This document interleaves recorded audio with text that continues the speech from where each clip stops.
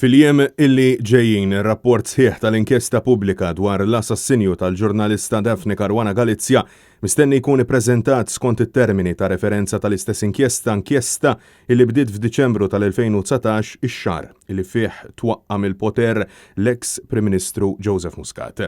Il-ġurnalista Daphne Caruana Galizia kienet inqatlet brutalment permezz ta' karozza bomba fil-bidnija ftit pass il-bogħod minn dara lura fis-16 ta' Ottubru 2017 bil-gvern iċċedi għal pressjoni li saret fuq u jagħti permess li tinfetaħ din l-inkjesta pubblika aktar minn sena u nofs wara l-assassinju. Dan hekk kif il-mexxej Laburista ta' dak iż-żmien Joseph Muscat kien inizjalment irreżista s-sejħa li tinfetaħ inkjesta pubblika. Iżda x'se nkunu qed nistennew minn din l-inkjesta u kif wasalna sawn.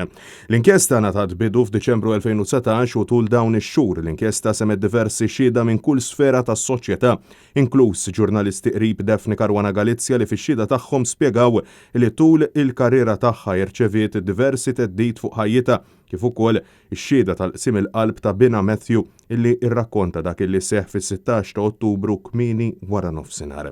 Fit-30 ta' Settembru Matthew Caruana Galizia kien preżenta evidenza lill-inkjesta pubblika korrispondenza ta' emails bejn il-kumpanija Hanley and Partners, l-eks Prim Ministru Joseph Muscat u Keith Schembri fejn il-kumpanija internazzjonali bdiet tippjana biex tkisser lil Daphne Caruana Galizia. Taw ix-xhieda tagħhom ukoll numru ta' investigaturi u anke politiċi fosthom Joseph Muscat innifsu illi attakka lill-inkjesta pubblika fuq il-pedana tax-xhieda. Fl-istess waqt kienet itella l-aġġornamenti fuq il-paġna ta' Facebook tiegħu għal 5 sigħat sħaħ.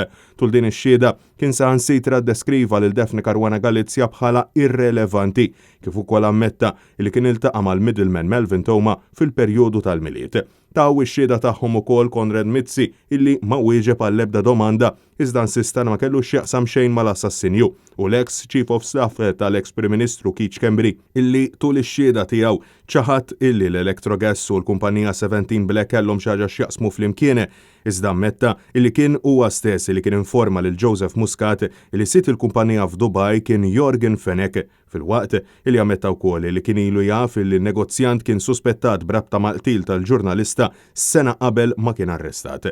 Tul inkjesta pubblika l-middleman fil-komplott tal-qtil Melvin Toma kien xed kif Fenech kien jingħata informazzjoni dwar il-każ kemm minn Keith Schembri kif ukoll mill-eks deputat kummissarju tal-Pulizija Silvio Valletta. Issa din l-inkjesta ġiet uffiċjalment konkluża u mistennija ssir pubblika dalwaqt. Il-bord kien magħmul mill-eks imħallef Michael Mallija, l-eks Prim Imħallef Joseph Said Pulicino u l-imħallef Abigail Lofaro.